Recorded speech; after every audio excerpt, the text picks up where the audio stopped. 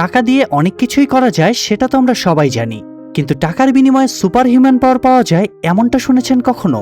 Hello movie lovers, আশা করি সবাই বেশ ভালো আছেন। তো আজ আপনাদেরকে এমন একজন সুপার হিরোর গল্প শোনাবো যার পকেটে টাকা থাকলে কিনা তার মধ্যে অবিশ্বাস্য পাওয়ার চলে আসে।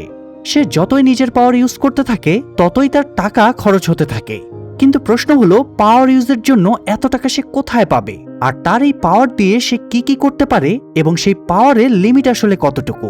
জানতে হলে চলুন দেখে আসি খুবই ইন্টারেস্টিং একটা কোরিয়ান সিরিজ ক্যাশ হিরোর এক্সপ্লানেশন। তবে শুরু করার আগে বলে রাখি, এই সিরিজটাতে আরো অনেকগুলো ক্যারেক্টার এবং অনেক ধরনের সুপার পাওয়ার দেখতে পারবেন, যে প্রত্যেকটা ব্যক্তির সুপার পাওয়ার আপনাকে অবাক করে দিবে। তো চলুন আর কথা না বাড়িয়ে দ্রুত শুরু করি। গল্পের শুরুতে ক্যাশ হিরো সাংউকে দেখা যায়। সাংউয়ের মাঝে এখনো সুপার পাওয়ার আসেনি, সে এখনো পাওয়ারের ব্যাপারে কিছুই জানে না। সে এখন একটা জিনিসই জানে, অগোছালোভাবে জীবন কাটানো। তবে সাংউয়ের গার্লফ্রেন্ড মিনসুক আবার একদম তার বিপরীত। তারা প্রায় 9 বছর ধরে একসাথেই আছে। মিনসুক সাংউকে বিয়ে করে সেটেল হতে চায়, তবে সেটেল হওয়ার জন্য তো একটা বাড়ি কেনা লাগবে। তাই মিনসুক জোর করে সাংউকে নিয়ে বাড়ি কেনার ব্যাপারে রিয়েল এস্টেট কোম্পানিতে কথা বলতে যায়। কিন্তু বাড়ির দাম শুনেই দুজনে চমকে যায়। বাড়িটা কিস্তিতে নিলেও ডাউন পেমেন্টের জন্য যা টাকা লাগবে, দুজনের সেভিংস ফাঁকা করে ফেললেও সেই পরিমাণ টাকা কভার হবে না। তাই হতাশ হয়ে দুজনে বাড়ি ফিরে আসে। বাড়ি ফিরে ডিনারের সময়ও মিনসুক টাকার হিসেব করছিল। ছোটবেলা থেকেই মিনসুক হিসেবে খুব পাকা। তাছাড়া মিনসুক টাকা পয়সা খরচের ব্যাপারে একটু বেশি সাবধানী, মানে মিতব্যয়ী যাকে বলে আর কি। সাংউ তাদের সেই প্রথম রেটিং থেকেই মিনসুককে দেখছে। সে সবসময় অল্প টাকা খরচের জন্য চাপ দেয়। অপ্রয়োজনে একটা টাকা খরচ করলেও মিনসুক রেগে যায়। তো তারা কথাবার্তা বলছিল, এ সময় সাংউর ফোনে তার বাবার কল আসে, তবে সে কলটা কেটে দেয়। মিনসুক এই ব্যাপারে জিজ্ঞেস করলে সাংউ বলে তার বাবা কয়েকদিন ধরে তাকে ফোন করছে, বাবা নাকি তাকে কিছু একটা দিতে চায়। এটা শুনে মিনসুক বলে তার বাবা হয়তো তাকে টাকা পয়সা দিতে পারে, তাই সাংউয়ের বাবার সাথে দেখা করা উচিত। তো পরের দিন সাংউ গ্রামের বাড়িতে বাবা মায়ের সাথে দেখা করতে যায়। যদিও সাংউ বাবাকে তেমন পছন্দ করে না, কারণ ছোটবেলা থেকেই সে দেখে আসছে তার বাবা কোনো কাম কাজ করে না, সবসময় টাকার জন্য অস্থির হয়ে থাকে। আর তার বাবার এই স্বভাবের জন্য তারা অনেক আগেই সর্বশান্ত হয়ে গিয়েছে। অন্যদিকে সাংউয়ের মা কঠোর পরিশ্রম করে কোনো রকমের সংসারটা টিকিয়ে রেখেছিল। তাছাড়া সাংউয়ের তার বাবার উপরে রাগের আরেকটা কারণ হলো, ছোটবেলায় একদিন সাংউ স্কুল থেকে ফিরে দেখে বাবা সাংউয়ের জমানো টাকার ব্যাংকটা চুরি করে নিয়ে পালিয়ে যাচ্ছে। সাংউ তখন বাবাকে বাধা দিতে গেলে মাটির ব্যাংকটা পড়ে ভেঙে যায়। তবে তবুও তার বাবা খুচরো টাকাগুলো কুড়িয়ে নিয়ে বাড়ি থেকে বেরিয়ে যায়। তো বাড়ি ফেরার পরে সাংউয়ের পুরনো অতীত মনে পড়ে যায়। এরপরও সে অনিচ্ছা সত্ত্বেও বাবার রুমে গিয়ে দেখা করে।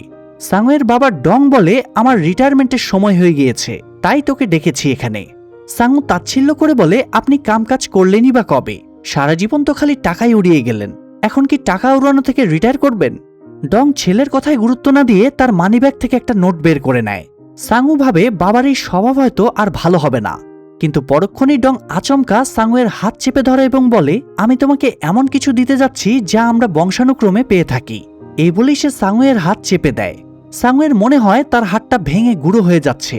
যন্ত্রণায় সে কাতরাতে শুরু করে। অন্য হাত দিয়ে সে একটা পিলার চেপে ধরে। এ সময় পুরো ঘর ভূমিকম্পের মতো কাঁপতে শুরু করে। সাংউয়ের তখন একটা ভীষণ ক্রিয়েট হয় এবং দেখতে পায় তার পূর্বপুরুষেরা কিভাবে যুগের পর যুগ ধরে নিজেদের সুপার পাওয়ার ইউজ করে মানুষকে হেল্প করে আসছে। তো ভীষণ শেষ হওয়ার পাশাপাশি ডং থেকে সাংউয়ের মাঝে সুপার পাওয়ার ট্রান্সফার হয়ে যায়। সাংউ হাত চেক করে দেখে তার হাত স্বাভাবিক হয়ে গিয়েছে, তবে অন্য হাত দিয়ে সে যেই পিলারটা চেপে ধরেছিল সেটা দেবে গিয়েছে। সাংউ কিছু বুঝতে পারছিল না। ডং তখন একটা নেইল গান দিয়ে শুট করে সাংউয়ের কপালে দুটো স্ক্রু ঢুকিয়ে দেয়। অন্য কেউ হলে হয়তো এতে মরেই যেত, তবে সাংউ কিছুক্ষণের ভেতরেই আবারও বেঁচে উঠে এবং স্ক্রুগুলো মাথার ভেতর থেকে অটোমেটিক বেরিয়ে আসে এবং ক্ষতও মিলিয়ে যায়। জেগে উঠে সাংউয়ের বিশ্বাসই হচ্ছিল না সে বেঁচে আছে। ডং এবার সাংউকে নিজের ওয়ালেট চেক করতে বলে। সাংউ ওয়ালেট বের করে দেখে ভেতরে আর একটা টাকাও নেই। তখন ডং বলে, এটা একটা সুপার পাওয়ার, এখন থেকে সাংউয়ের কাছে যত বেশি টাকা থাকবে সে তত বেশি পাওয়ারফুল হয়ে যাবে, আবার যত বেশি পাওয়ার ইউজ করবে তত বেশি টাকাও ফুরাতে থাকবে। আর এভাবেই মূলত ডংয়ের সারা জীবনে এত টাকা নষ্ট হয়েছে। ডং সাংউকে দুটো সাজেশন দেয়। প্রথমত, কাউকে বিপদে দেখলে নীরবে হেল্প করতে হবে। দ্বিতীয়ত, নিজের ছাড়া অন্য কারো টাকা ইউজ করা যাবে না। কিন্তু সাংউ এবার বিরক্ত হয়ে বলে সে এই পাওয়ার চায় না। নিজের টাকা নষ্ট করে সে অন্যদের কেন সাহায্য করতে যাবে? সে বাবাকে আবারও পাওয়ার ব্যাক দিতে চায়, তবে পাওয়ার একবার ট্রান্সফার হয়ে গেলে আর ফিরিয়ে নেওয়া যায় না। সাংউ তাই রেগে গিয়ে বলে, এই পাওয়ার ট্রান্সফারের জন্য আর কাউকে পেলেন না আপনি? ডং বলে সে অনেক চেষ্টা করেছে কিন্তু কাজ হয়নি। এই পাওয়ার শুধুমাত্র নিজের সন্তানের মাঝেই ট্রান্সফার করা যায়। ডং সাংউকে সান্ত্বনা দিতে বলে সব টাকা নষ্ট হবে না, প্রতি 10,000 টাকা ইউজ করলে খুচরো 500 টাকার কয়েন ব্যাক পাওয়া যাবে। এই কথাটা শুনে সাংউ আরও রেগে যায়। ডং তখন সাংউকে একটা ভিজিটিং কার্ড দিয়ে বলে, যদি কখনো বিপদে পড়ো তাহলে এই কার্ডের নাম্বারে ফোন দিও, এরা তোমাকে লোন দিয়ে দেবে। এটা শুনে সাংউয়ের মেজাজ আসমানে উঠে যায়। মানে সে এমন বাবা পেয়েছে যে তাকে লোন নেওয়ার পরামর্শ দিচ্ছে। তো সাংউ আর কি বা করবে, সে হতাশ হয়ে বাড়ি থেকে বেরিয়ে আসে। শহরে ফিরে সাংউ মিনসুকের সাথে ব্যাপারটা শেয়ার করে, যদিও তার বাবা এই পাওয়ারের ব্যাপারে কারোর সাথে শেয়ার করতে নিষেধ করেছিল। তো স্বাভাবিকভাবেই মিনসুক কথাটা বিশ্বাস করে না। তাই সাংউ মিনসুকের কাছ থেকে একটা 10,000-এর নোট নিয়ে নিজের পকেটে রাখে। তারপরে পাশের একটা স্টিলের রড দুহাতে ধরে পিলার সহ বাঁকা করে ফেলে। এটা দেখে তো মিনসুক পুরোই হতবম্ব হয়ে যায়। সাংউ তখন নিজের পকেট দেখিয়ে বলে, রড বাঁকাতে গিয়ে তার পাওয়ার ইউজ করা লেগেছে, আর এই জন্য তার 10,000-এর নোটটাও খরচ হয়ে গিয়েছে। মিনসুকের নিজের চোখকে বিশ্বাসই হচ্ছিল না। সে আরও একটা নোট বের করে সাংউকে দেয় এবং আরেকবার রড বাঁকাতে বলে। সাংউ এবারও সেম কাজ করলে অবিশ্বাসের আর সুযোগই থাকে না। মিনসুক এবার বুঝতে চায় সাংউয়ের পাওয়ারটা কিভাবে কাজ করে, তাই সে আলাদা আলাদা অ্যামাউন্টে টাকা সাজিয়ে রাখে। সাংউ অল্প থেকে বেশি এভাবে টাকা ইউজ করে লাভ দেয়, আর এভাবে সে কত টাকা ইউজ করে কতখানি লাভ দিচ্ছে মিনসুক সেটা নোট করে রাখে। এভাবে এক পর্যায়ে মিনসুক ক্যালকুলেশন করে বলে, সাংউয়ের যত বেশি টাকা থাকবে সে তত বেশি শক্তিশালী হবে, এটা যেমন ঠিক তেমনি পকেটের টাকা ফুরিয়ে যাওয়া মাত্রই সাংউ দুর্বল হয়ে যাবে। তাছাড়া সাংউ যদি মানুষকে হেল্প করতে শুরু করে তাহলে তাদের জমানো সব টাকা তো শেষ হয়ে যাবে। বিয়ে করা, বাড়ি কেনা, শখ পূরণ করা আর কিছুই হবে না। তাই মিনসুক সাংউকে নিজের পাওয়ার ইউজ করতে সম্পূর্ণ নিষেধ করে দিয়ে চলে যায়। সাংউ পকেটে এক্সট্রা কিছু টাকা লুকিয়ে রেখেছিল। মিনসুক চলে যাওয়ার পরে সে টাকাগুলো ইউজ করে আকাশে উড়ে যায়। সে আসলে উপর থেকে শহরটাকে দেখতে চাইছিল। শহরের এমন সুন্দর রূপ সে আগে কখনো দেখেনি। সাংউ বুঝে যায় বাবা তাকে কোনো পাওয়ার না, বরং ফকিন্নি হওয়ার পথ ছেড়ে দিয়েছে। যাই হোক, সকালে ঘুম ভেঙে সাংউ কাজে বের হয়। তবে মিনসুক তার জন্য কিছু রুলস বানিয়ে দিয়েছে। সাংউ বাইরে বের হলে বেশি টাকা নিয়ে যাবে না, অকারণে নিজের শারীরিক শক্তি ইউজ করবে না, যতটা ধীরে সম্ভব চলাফেরা করবে, প্রয়োজন না হলে দরজাটাও ঠেলে খুলবে না। তো এসব চক্করে অফিসে যাওয়ার সময় সিঁড়িতে সে এক বৃদ্ধাকে ভারী ব্যাগ নিয়ে কষ্ট করতে দেখেও সে হেল্প করে না। কলিগদের সাথেও সে তেমন কথাবার্তা বলে না, যাতে কথা বলার কারণে এনার্জি লস না হয়। তার আজকের এমন অদ্ভুত আচরণের জন্য বসের কাছেও সে বকা খায়। বাসায় ফেরার পরে ডিনারের সময় মিনসুক তখনও হিসাব করছিল বাড়ি কেনার জন্য বাকি টাকা সে কোথায় থেকে ম্যানেজ করবে। কিছু টাকা কভার করার জন্য সে বাসার ফার্নিচারগুলো বিক্রির সিদ্ধান্ত নেয়। মিনসুক সাংউয়ের জন্য একটা প্লে স্টেশন অর্ডার দিয়েছিল। সেটা ডেলিভারি আসলে মিনসুক তাকে টাকা দিয়ে বাইরে ডেলিভারি আনতে পাঠায়। সাংউ ডেলিভারি ম্যানকে টাকা দিয়ে প্রোডাক্ট নিয়ে ফিরছিল, তখন কয়েকজন গুন্ডা ডেলিভারি ম্যানকে মারধর করে টাকা ছিনিয়ে নেয়। এই প্লে স্টেশনটা ডেলিভারি ম্যানের নিজেরই। সে এটা বিক্রির টাকা দিয়ে ফ্যামিলিকে ঘুরতে নিয়ে যেতে চাইছিল। তাই সাংউয়ের এটা খুব খারাপ লাগে। সে পকেট হাতড়ে দেখে তার কাছে যা টাকা আছে তাই দিয়ে পাওয়ার জেনারেট করে এতগুলো গুন্ডার সাথে পারবে না। তাই তার খারাপ লাগা আরও বেড়ে যায় এবং দৌড়ে বাড়ি ফিরে বাথরুমে ঢুকে দরজা বন্ধ করে দেয়। সাংউয়ের মনের ভেতরে শুধু একটা জিনিসই মনে হচ্ছিল, তার যদি অনেক টাকা থাকতো তাহলে সে এই দুনিয়ার সব বিপদগ্রস্ত মানুষকে হেল্প করত। যাই হোক, এই ব্যাপারটা নিয়ে সাংউ বেশ আপসেট হয়ে যায়। পরের দিন সে মায়ের সাথে একটা রেস্টুরেন্টে দেখা করতে যায়। তার মাই তাকে ডেকেছিল। মা খেয়াল করে সাংউয়ের শরীরে র্যাশ বা অ্যালার্জির মতো বের হয়েছে। এতে মা আতকে উঠে বলে, সাংউয়ের বাবার গায়েও মাঝে মধ্যে এরকম র্যাশ বের হতো, আবার একা একাই ভালো হয়ে যেত। সাংউ বুঝতে পারে এটা হয়তো সুপার পাওয়ারের পার্শ্ব প্রতিক্রিয়া। সাথে এটাও বুঝতে পারে তার মা সুপার পাওয়ারের ব্যাপারে কিছুই জানে না। তো মা এখানে এসেছিল মূলত নিজের সেভিংসের টাকাগুলো সাংউকে দিতে। তার মা তাকে যা টাকা দেয় তা দিয়ে সাংউর বাড়ির জন্য ডাউন পেমেন্ট করেও কিছু টাকা বেঁচে যাবে। মা চলে যাওয়ার আগে বলে যায় সাংউ যেন বাবার মতো করে লাইফটা নষ্ট না করে। পাশাপাশি এটাও জানায় সে এবং সাংউয়ের বাবা স্পেনে চলে যাচ্ছে। তো তার মা বেরিয়ে যাওয়ার পরে সাংউ টাকা নিয়ে বের হয়। সে তো বেশ খুশি ছিল, এবার মিনসুকের স্বপ্ন পূরণ হবে। সে খুশির খবরটা দিতে মিনসুককে ফোন করে, আর তখনই একটা অঘটন ঘটে যায়। কয়েকটা গাড়ি একটার সাথে আরেকটা ধাক্কা খেয়ে অ্যাক্সিডেন্ট হয়ে যায়। এতে একটা যাত্রী ভর্তি বাস ব্রিজের রেলিং ভেঙে অর্ধেকটা নদীর উপর ঝুলে যায়, আর কয়েক মুহূর্তের ভেতরেই বাসটা নদীতে পড়ে অনেক প্রাণহানি ঘটার সম্ভাবনা আছে। সাংউয়ের এ সময়ে বাবার কথাটা মনে পড়ে, কাউকে বিপদে দেখলে সাহায্য করবি। আবার মায়ের কথাটাও মনে পড়ে, বাবার মতো জীবনটা নষ্ট করবি না। অন্যদিকে মিনসুকের কথাও মনে পড়ে, যে কিনা তাকে নিয়ে একটা সুন্দর বাড়ির স্বপ্ন দেখছে। কিন্তু তবুও শেষ পর্যন্ত সাঙু নিজের দায়িত্ব পালনের অপশনটাকেই চুজ করে। সে মায়ের দেওয়া টাকাগুলো পকেটে নিয়ে বাসের কাছে এগিয়ে যায় এবং নিজের সুপার পাওয়ার ইউজ করে বাসটাকে উদ্ধার করে। কিন্তু এসবের চক্করে তার পকেটে থাকা টাকাগুলো হাওয়ায় মিলিয়ে যেতে শুরু করে। শুধু রিটার্ন হিসেবে খুচরো পয়সাগুলো ঝরঝর করে পড়তে থাকে। বাসটা উদ্ধারের পরে দেখা যায় সাঙুয়ের কাছে আর একটা টাকাও নেই। মায়ের দেওয়া সম্পূর্ণ টাকা সে কয়েক মুহূর্তের ভেতরেই শেষ করে ফেলেছে। পাশাপাশি সে খেয়াল করে তার শরীরের র্যাশগুলো সেরে গিয়েছে। এতে সাঙু বোঝা যায় পাওয়ার ইউজ না করলে এই র্যাশগুলো বের হয়, আবার পাওয়ার ইউজ করলে সবই সেরে যায়। অর্থাৎ সে না চাইলেও নিজের পাওয়ার ইউজ করাই লাগবে, কিন্তু পাওয়ার ইউজ করা মানেই তো টাকা ফুরিয়ে যাওয়া। যাই হোক, এই চরম দ্বিধাদ্বন্দ্বের মধ্য দিয়ে এপিসোড 1 এখানেই শেষ হয়। এপিসোড 2 শুরু হলে এবার একটা মেয়েকে দেখা যায়। কয়েকটা গুন্ডা মেয়েটাকে মারার জন্য তাড়া করছিল। মেয়েটা একটি গলির ভেতরে এসে থেমে যায়। এই মেয়েটার নাম জিন।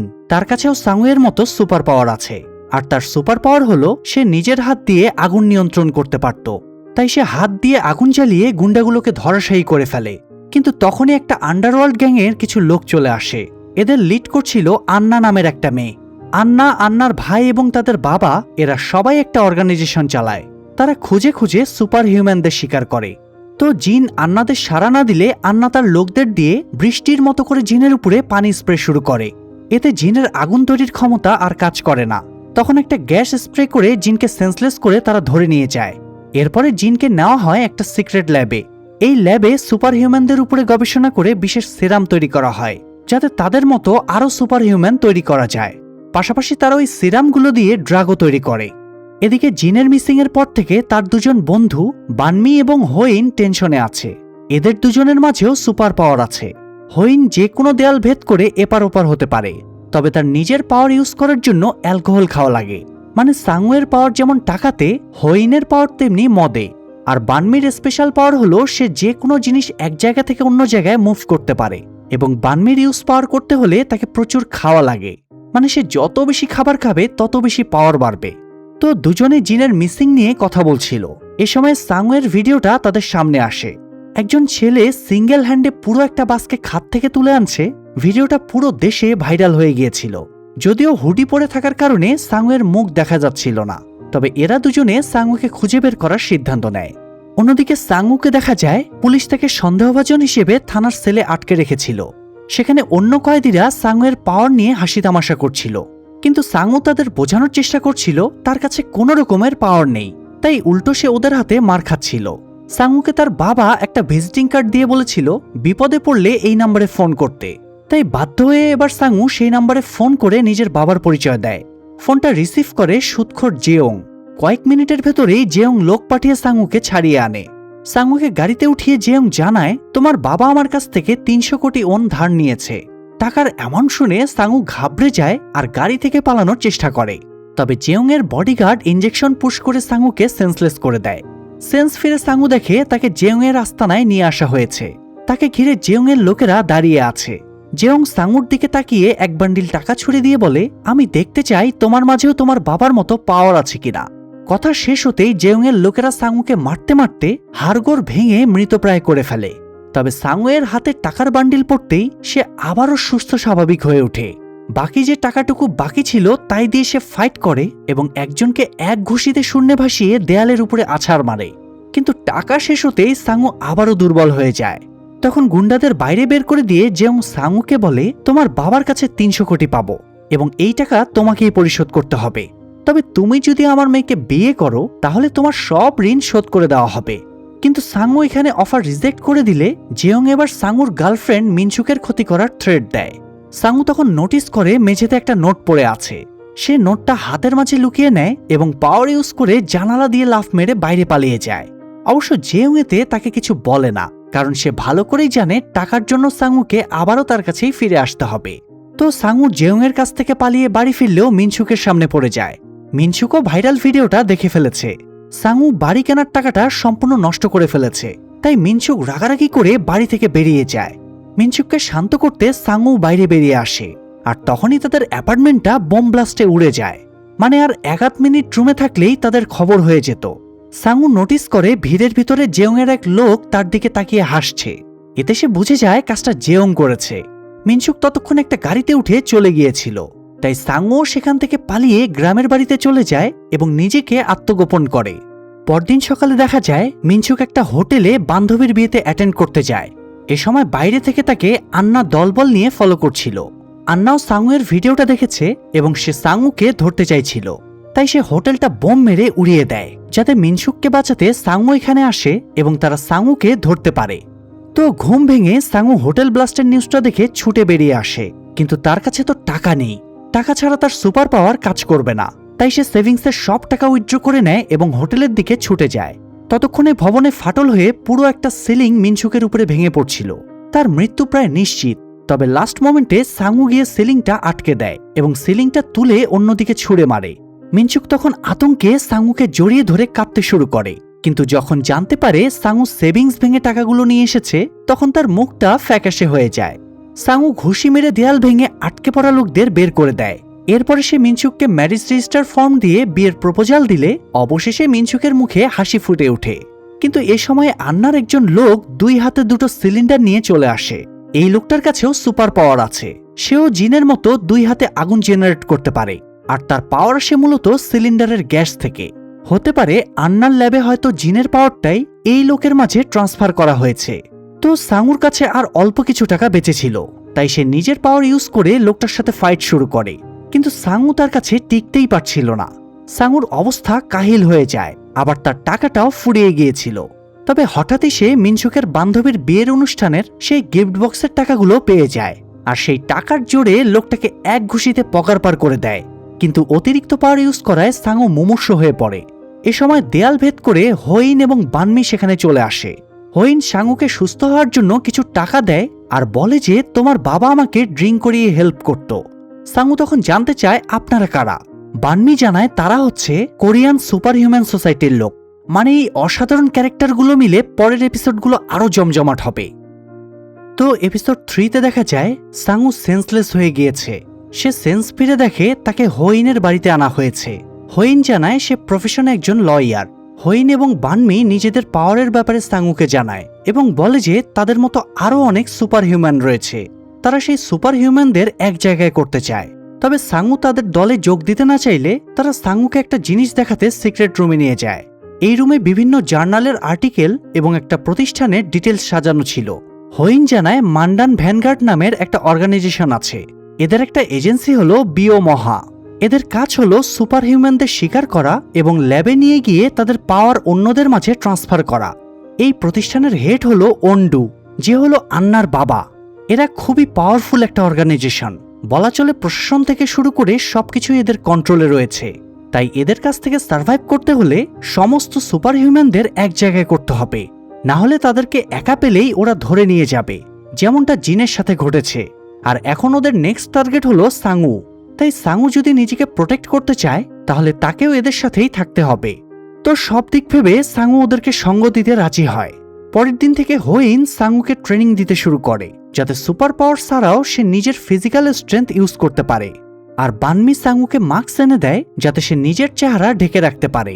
সেদিনের পর থেকে সাংউ ছদ্মবেশে বিপদগ্রস্ত মানুষদের হেল্প করতে শুরু করে।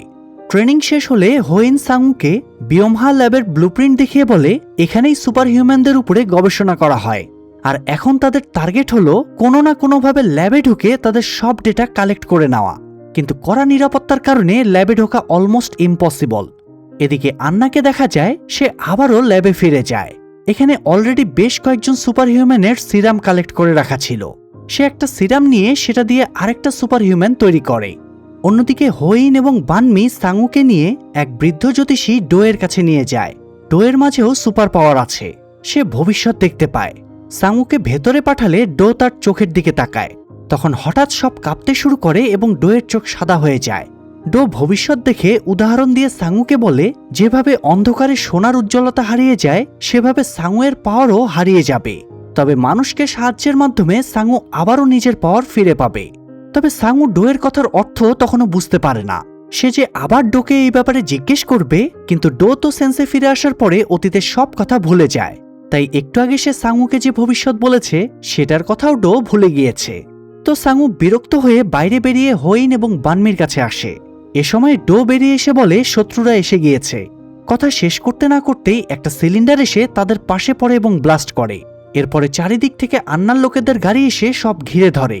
হোয়েইন সাঙ্গুকে কিছু টাকা দিয়ে বানমি এবং ডোকে নিয়ে এখান থেকে পালিয়ে যেতে বলে, আর হোয়েইন একা এদেরকে ব্যাকআপ দেবে। তবে সাঙ্গু বন্ধুকে বিপদে রেখে পালিয়ে যেতে চাইছিল না, তাই সে সাইডে গিয়ে জেয়ংকে ফোন করে বলে, আপনি যদি আমাকে টাকা পাঠান তাহলে আপনার সব শর্তে আমি রাজি আছি। এদিকে আন্না এবং তার লোকেরা এসে বাকি 3 জনকে ঘিরে ধরে। ডো আন্নাকে দেখে তার ভবিষ্যৎবাণী করে বলে, আন্নার মৃত্যু খুব সন্নিকটেই।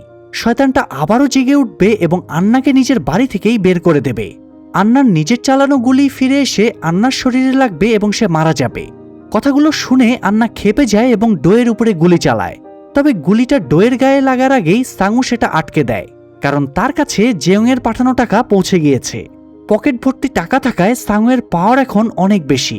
সে আন্নার লোকেদের সাথে ফাইট শুরু করে, কিন্তু আন্না এত বেশি লোক এনেছিল যে তাদের সাথে ফাইট করতে গিয়ে ওদের সবার অবস্থাই খারাপ হয়ে যাচ্ছিল। সমস্যা আরও বেড়ে যায় যখন আন্নার বানানো সুপার হিউম্যানটা চলে আসে। এই সুপার হিউম্যানও হাত দিয়ে আগুন জেনারেট করতে পারে এবং তার ফিজিক্যাল স্ট্রেংথও অনেক পাওয়ারফুল। সে এসেই প্রথমে সাঙ্গুর উপরে একটা গাড়ি ছুড়ে মারে, তবে সাঙ্গু গাড়িটা সামলে নেয়। কিন্তু ফাইটের সময়ে সাঙ্গু তার কাছে টিকতে পারছিল না। সাঙ্গু তার পকেটের লাস্ট টাকাগুলো ইউজ করে সুপার হিউম্যানটাকে নিয়ে আকাশে উড়াল দেয় এবং দূরে চলে যায়। মানে কি একটা টান টান উত্তেজনা তৈরি করে দিয়েছে। এরপরে এপিসোড 4 শুরু হলে দেখা যায় কাছাকাছি একটা সুইমিং পুল দেখে সাঙ্গু ছুটে পানিতে নেমে যায়, যাতে পানিতে নামার পরে অপর লোকটার আগুনের পাওয়ার কমে যায়।